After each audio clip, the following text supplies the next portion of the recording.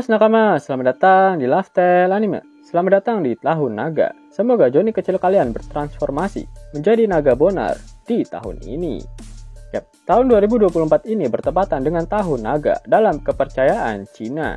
Dan Oda Sensei memberikan ucapan selamat tahun baru pada kita semua para opler yang berbunyi. Tahun 2024 bertepatan dengan ulang tahun anime One Piece yang ke-25. Kami akan meningkatkan keseruannya seperti seekor naga yang terbang. Terima kasih atas semua dukungan kalian di tahun ini. Berbicara mengenai naga, apakah si Dragon benar-benar akan bergerak di tahun 2024 ini? Sebelum kalian menikmati videonya, jangan lupa klik tombol like-nya ya. Hayo, udah belum? Like dari kalian akan menambah semangat Mimin untuk memberikan informasi mengenai One Piece pada nakama players kalian. Dalam Jump Festa ke-24, Oda bertitah jika di tahun 2024 ini manga One Piece akan berfokus pada insiden besar yang terjadi di Pulau Egghead, di mana antagonis utamanya ya sudah pasti si banteng Saturn.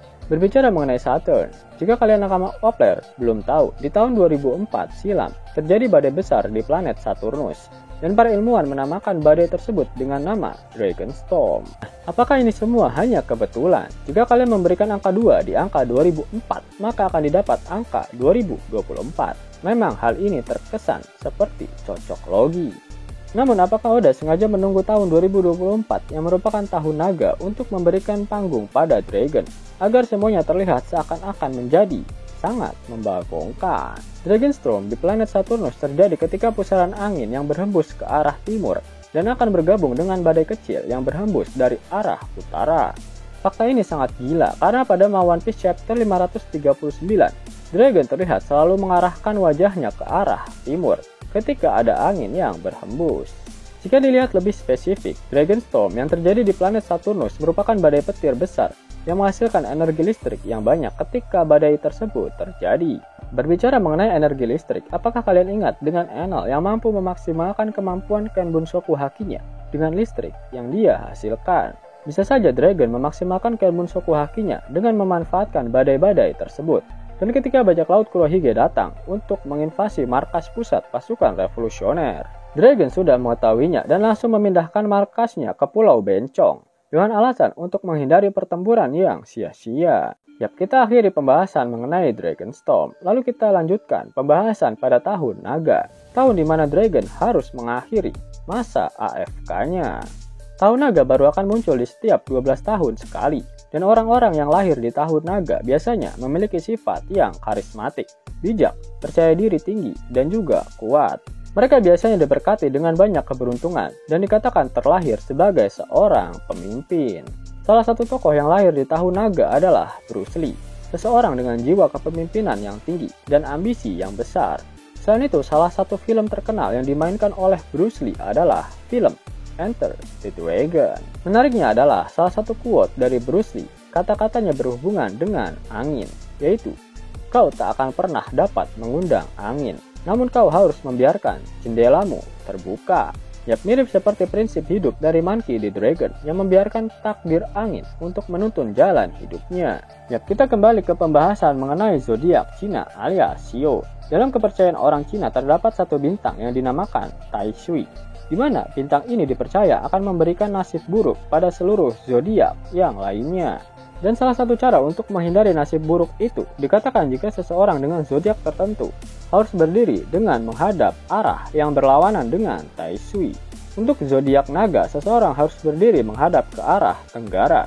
Dan apakah kalian sadar di mana arah Pulau Egghead dari Wano Kuni? Yap, tenggara. Apakah semua ini hanyalah sebuah kebetulan yang membagongkan? Atau sudah diatur oleh Oda, sang elit global dunia One Piece? Dalam One Piece chapter terbaru, yaitu One Piece chapter 1103, Dragon diperlihatkan sedang berbincang dengan Ivankov dan menanyakan kemanakah Kuma kira-kira saat ini. Meskipun Dragon dan Kuma termasuk ke dalam golongan Bang Toib, tapi mereka berdua adalah ayah yang sayang anak. Apakah kalian ingat saat Sabo menceritakan seluruh kejadian di Merijoa pada Dragon dan Ivankov? Sabo sempat bercerita jika dia bertemu dengan Cavalry Bonnie. Dan di situ, Bonnie mengatakan jika dia akan pergi ke Pulau Egghead untuk menemui Dr. Vegapunk. Dragon pasti sadar jika Kuma saat ini sedang pergi ke Pulau Egghead. Sampai dengan reaksi Dragon ketika dia mengetahui Luffy akan pergi ke Locktown. dan Dragon segera menyusulnya ke sana. Fix dengan seluruh petunjuk-petunjuk dari Oda yang sudah Mimin jabarkan. Sudah dapat dipastikan jika Monkey D. Dragon benar-benar akan pergi ke Pulau Egghead. Dengan tujuan untuk menyelamatkan Luffy, Dr. Vegapunk, Kuma, dan juga Bonnie. Sekaligus membalaskan dendam pada Gorosei Saturn. Karena semua akar masalah yang terjadi pada Ginny, Kuma, dan juga Bonnie ternyata adalah ulah dari Saturn. Si banteng Jahanam itu mau dapat uang hingga 50.000 gratis dan bisa langsung ditarik. Buka tabungan di aplikasi Neobank sekarang juga. Karena di aplikasi ini kalian bisa dapatkan banyak uang tunai gratis. Serta banyak sekali diskon-diskon menarik yang bisa kalian dapatkan. Gaskan! Link ada di kolom deskripsi ya nakama. Dan namun sebelum Mimin masuk ke dalam pembahasannya, Laftel Anime yang berkolaborasi dengan Misfit Society kembali mengeluarkan kaos terbaru nih, yaitu desain Zoro dalam mode Asura loh. Keren banget pokoknya. Gak percaya? Silahkan dicek di short videonya.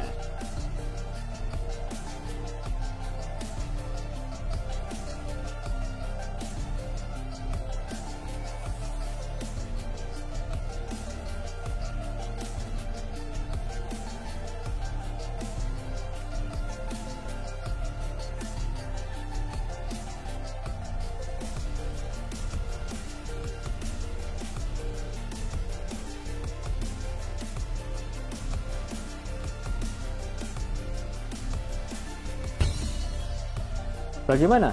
Keren kan? Bagi kalian nakama Opler, terutama para fan gaynya Babang Marimo, kudu wajib harus punya baju ini. Gaskan! Link pemesanan ada di kolom deskripsi ya nakama. Jelas nakama, itulah video mengenai Monkey D. Dragon yang bersiap untuk pergi ke Pulau Egghead. Jika nakama menyukai video ini, jangan lupa klik like, share, dan subscribe channel ini ya, agar nakama semua tak ketinggalan info menarik seputar One Piece. Arigato.